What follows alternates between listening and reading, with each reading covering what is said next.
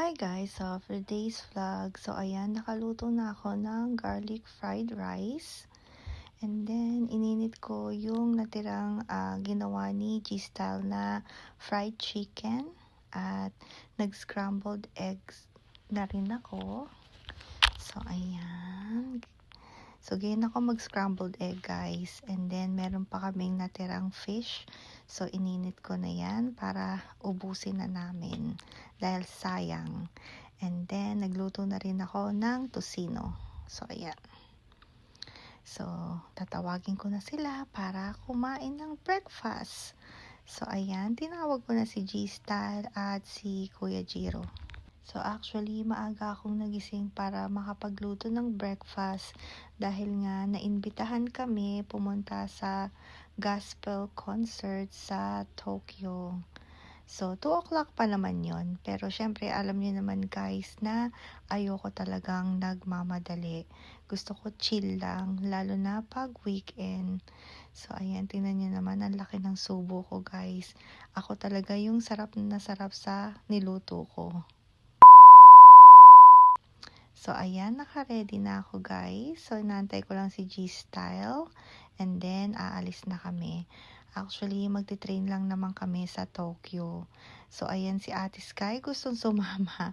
Kung pwede nga lang namin siya isama dun sa gospel concert sa Tokyo, bakit hindi? So, ayan, nagtatampo na siya. Dahil nga, iwan sila ni Kuya Jiro. So, ayan, tingnan nyo, oh. Si Ate Sky talaga. So, ayan. So, heading na kami sa train station ni G-Style. At bunit na lang at hindi ganun kainit. So, ayan. Ito yung way. Dito kami sa platform 3 or 4. So, actually, 3 ata ito yung limited express papunta sa Tokyo. Hindi ko lang sure kung 3 or 4. So, ayan si G-Style. So, naantay na lang namin yung train na papunta sa Tokyo. So, bali, bababa kami ng Shinagawa. And then, magta-transfer kami sa JR line. Ayan. So, ito na ang ating train. So, limited express yan. So, ayan. And then, siguro mga 30 minutes, 40 minutes, nasa Shinagawa na kami. So, ayan. Ito na yung view namin to Tokyo or to Shinagawa. So, ayan na guys. So, napakaganda talaga ng Japan. So, ayan yung JR line. Ayan. Di ko alam kung saan papunta to guys eh. So, comment na lang kayo kung alam ninyo. So, ayan. So, nakapag-transfer na kami sa JR line and then, ito yung mahaba-habang lakaran papunta dun sa event. So, ayan. Pero at least, maganda namang walk. Nakapag-exercise din kami ni G-Style. Ayan yung building ata nila. So, ayan. Napakaganda dito. Bali, first time naming makapunta dito. And then, tatawid na tayo and then pupunta na tayo dun sa event. So, ito na yung building. So, ayan. May sumalubong sa amin at kinaid kami kung saan kami uupo. Ayan. So, ito yung gospel concert na tinatawag nilang Home Free Japan. So, ayan. Ang dami talagang mga Pilipino dito sa Japan. Hindi ko akalain na napakadaming umaten. So, makikita nyo naman guys, punong-puno oh, ang daming mga Pilipino. And then, ayan kami ni G-Style, may nakalagay sa aming guest para ma-identify nila kung staff kami or guest. So, ayan, mag-uumpisa na guys.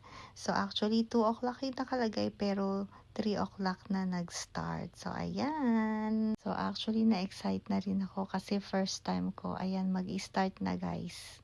Dance for God's glory! Ladies and gentlemen, let us welcome Japan Praise in Motion!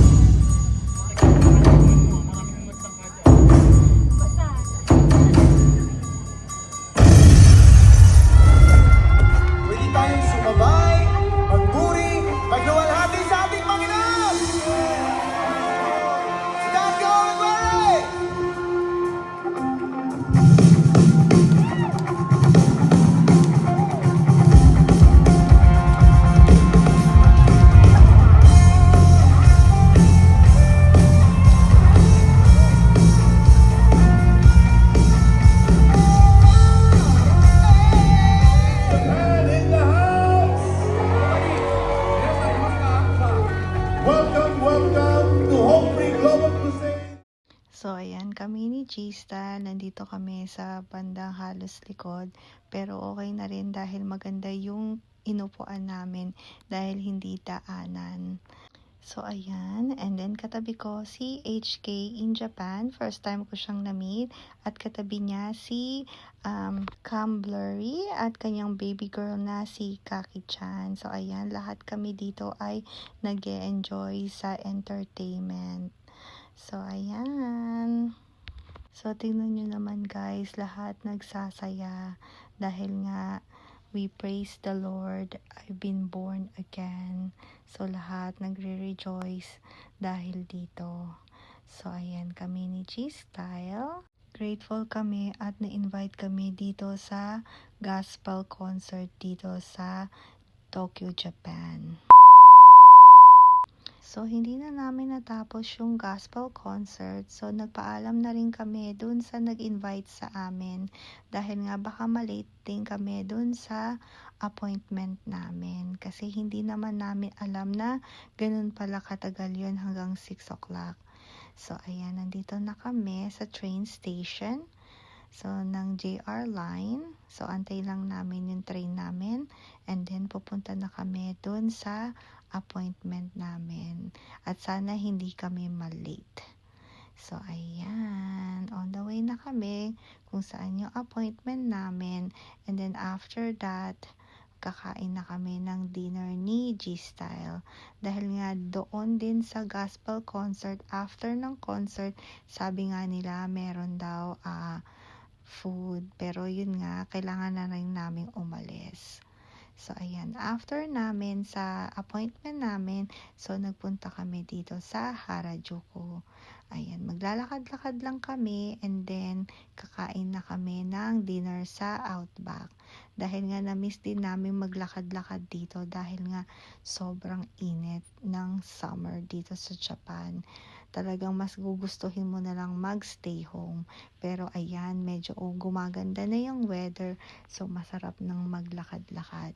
Pero nung nagpunta kami dito, ayan, tingnan nyo naman, napakadaming tao. At dumaan din kami dito sa Outmost. Dahil nga mahilig sa shoes si G-Style, so tinitignan niya kung ano pa yung hindi niya nabiling style. Dahil nga lately, napansin namin yung parang limited na lang yung mga binibenta nila. Lalo na doon sa outlet mall na pinupuntahan namin. Ayan. So, ayan, tingnan nyo, explore na kami dito sa Harajuku. And then, dumaan din kami dito sa Kit na kung saan dun din bumibili or dito rin bumibili si G-Style ng shoes. Dahil nga, tumitingin siya ng on na shoes. Dahil nga halos lahat na ng style ay nabili na niya. Lalo na pag color white. Dahil nga mahilig sa color white si G-Style. So, ayan.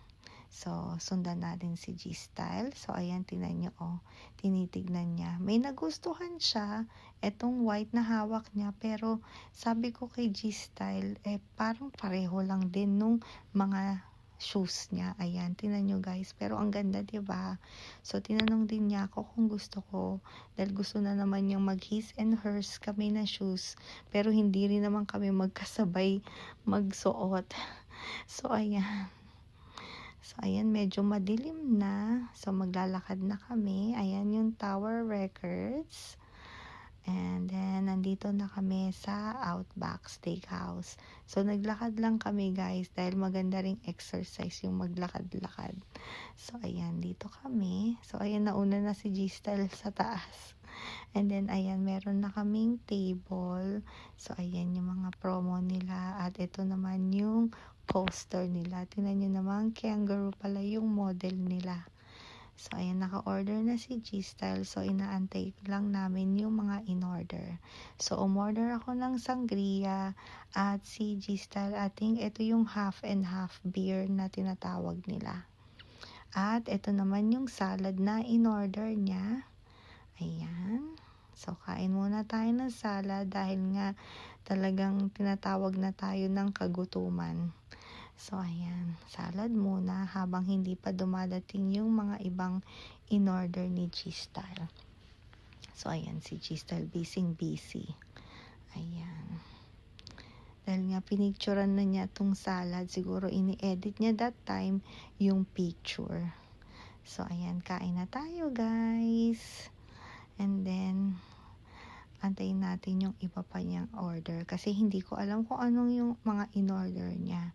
Usually naman, kung alam niyo yan guys, sa mga vlog, nabanggit ko na talagang pagkasama ko si G-Style, siya na lang nag-o-order. Dahil siya yung mas nakakaalam ko ano yung masarap na food. So, ayan, meron silang pa-free na bread. Ayan, masarap yan sobra guys. Kung natikman nyo na or na-experience nyo na, at ayan, comment down below. At ito naman yung blooming onion nila na small size. Dahil wala nga daw sila talaga yung pinaka-blooming onion. So, yun lang yung meron nila. At ayun yung bread, libre lang yung bread guys. So, ayan, pwede kayong ulit mag-order kung gusto nyo pa ulit. Pero yun nga, dahil nga masyadong mabibigat yung pagkain, talagang mabubusog ka agad dahil nga rin masarap din talaga dito sa Outback. So, ayan, naantay na lang din namin yung pinaka main course namin. At nag-order ako ng soup. Bali, onion soup ito guys. Dahil nga gusto kong mainitan yung sikmura ko. At ayan na yung in-order ni G-Style. Ayan, yung ribs at I think chicken yan na may fries. At kanya naman itong steak na mayroong carrots and broccoli. Ayan, parehong masarap. So, ayan. At after namin kumain sa Outback, so nakita namin talagang full moon pala. So, ayan. Bilog na bilog ang moon. So, lahat madaming nagpipicture dyan sa moon na yan. So, ayan, tatawid na tayo sa pinaka-popular na Shibuya Crossing. O, tingnan nyo naman guys, lahat sila nagpipicture. So, tatawid na ako guys dahil nakikita ko, ayan, nagbi-blink na. Actually, nag-red na nga. So, ayan, tumakbo na lang din ako dahil nga yung mga sasakyan ay magko-cross na. So, ayan. And then, pauwi na tayo dahil nga it's time na rin umuwi dahil gabi na rin. So, ayan yung train. So, nantay lang namin yung papunta sa kabila. So, ayan, nakasakay na kami dito sa JR Line and then bababa kami sa Shinagawa para mag-transfer sa KQ Line. So, ayan. So, antay lang natin makarating tayo ng Shinagawa. So, ayan kami. Nakapag-transfer na kami. Nandito na kami sa KQ Line. Nantay lang namin yung Limited Express. At mukhang madaming vacant na seat sa loob ng train. Hindi siya punuan. At least makaupo tayo. Dahil nga medyo matagal din yung biyahe from Shinagawa papunta sa bahay. So, alright guys, thank you guys for watching. Bye!